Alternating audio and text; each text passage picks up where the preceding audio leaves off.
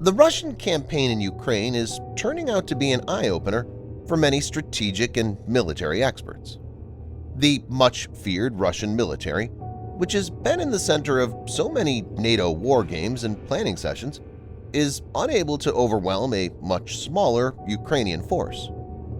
The Russian losses are mounting, and progress has been slower than expected. 3 Russian generals have been killed in the operation already, which is the same as the whole Syrian conflict. Russia has lost around 6,500 soldiers in the first 2 weeks of its fight with Ukraine. This is nearly identical to the U.S. losses in Iraq and Afghanistan since 2001. That's in 20 years. In this video, Defense Updates analyzes how the Russian military campaign in Ukraine has exposed its weakness. Let's get into the details. This video is sponsored by the free-to-play online military-themed strategy game, Conflict of Nations, which is played by millions of players worldwide. We talk a lot about military power and tactical plans of different nations on this channel, but what about trying them out for yourself? Conflict of Nations is set in the late 20th and early 21st century, fielding present-day and highly modern battlefield technology. At the core of the game is an exciting real-time combat system, placing players in control of an existing nation of this world and its army, pitting them against other gamers in a struggle for world domination. Units are moved across the map in real time, often taking hours to fulfill their assigned mission goals, allowing for a very deep level of strategic planning and integrated tactical execution. Forming lasting alliances or short-lived coalitions is an essential part of the modern military environment.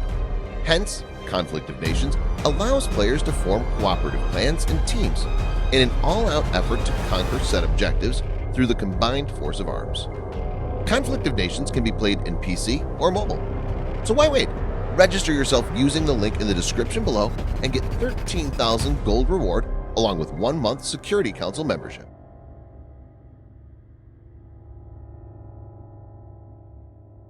Russian trouble started when they totally misread the situation on 2 counts. First, they underestimated the strength of Ukraine's armed forces. It didn't take into account that the Ukrainian military have made significant progress in terms of training and equipment with the help of the West since the capture of Crimea in 2014. For example, the attempt to seize Kyiv's Hostomel airport on the first day of the invasion, which turned into a failure, indicates that the Russians estimated a very limited pushback. Secondly, the Russian intelligence community failed to gauge the willingness of civilians to resist the Russian forces. The fact is that Ukrainians from all walks of life have been supporting their country's soldiers in whatever way possible.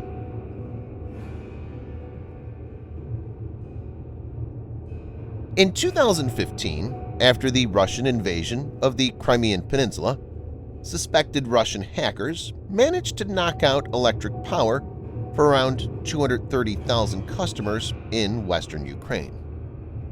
It was expected that Russia would be able to disrupt many of Ukraine's key communication hubs, internet service, and grid with cyber attacks. But it's not played out like that. The impact has been minimal. Ukraine seems to have learned its lessons. It has hardened its systems to face the challenges. Russian cyber warfare teams could not improvise as per the changing dynamics.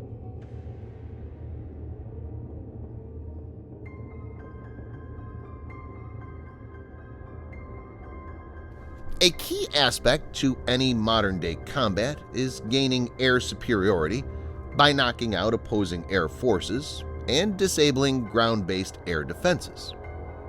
Since Russia has a 10-to-1 advantage in aircrafts, it was expected that it will quickly dominate the skies. But the Russian Air Force seems to be failing in its mission. Not only is the Ukrainian Air Force operating both manned and unmanned platforms successfully, even after 2 weeks, but many Russian fixed-wing aircraft and a like number of helicopters have been downed. The losses include even strike aircraft like Su-34. The Pentagon has stated that some Russian jets are avoiding Ukraine's airspace during sorties because of the fear of being shot down. According to senior U.S. defense officials, Ukraine still has about 56 operational jets flying 5 to 10 hours every day.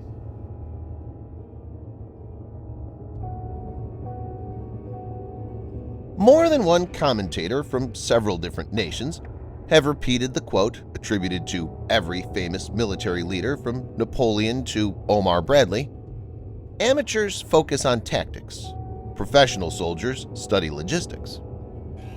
Russia has a land border with Ukraine.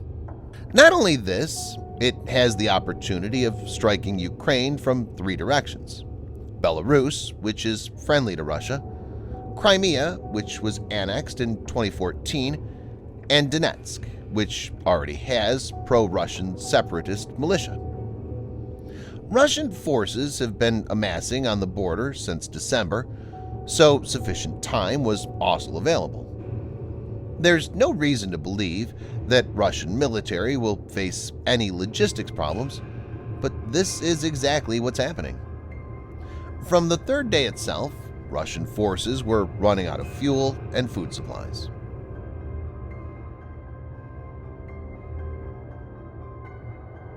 Military experts around the world pointed out that there's a lack of coordination between the Russian Air Force and ground troop formations. From several footage, it can be well understood that Russian columns of troops moved forward beyond the reach of their own air defense cover, which exposed them to attacks. Several times, Russian convoys have even been ambushed by Turkish-made Bayraktar drones, which should have been taken out in advance by Russian aircraft or air defense systems.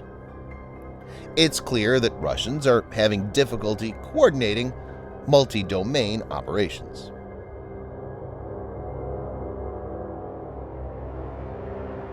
There are indications that the condition of the Russian defense industrial base that supports the military has deteriorated considerably. Some reports indicate that Russia now has a very limited quantity of caliber missiles left in strategic reserve. Similarly, there's a lack of precision-guided munitions for the aircraft. As Western sanctions kick in, it will be even harder to replenish these, since many of the electronic components are imported. You may have good quality weapons, but it also needs to be available in required quantities to have the desired effect in a war. Many experts believe that this is due to corruption and poor resources management.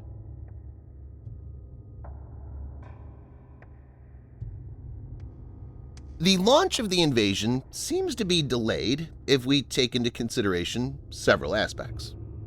Firstly, it enabled the West to pour in huge quantities of weapons like Javelin and Stingers, which resulted in significant losses for the Russian forces. Secondly, it's now early spring in Ukraine and the temperature's rising. The snow's thawing, roads are turning muddy, tanks and other vehicles are getting stuck, which is slowing their movement.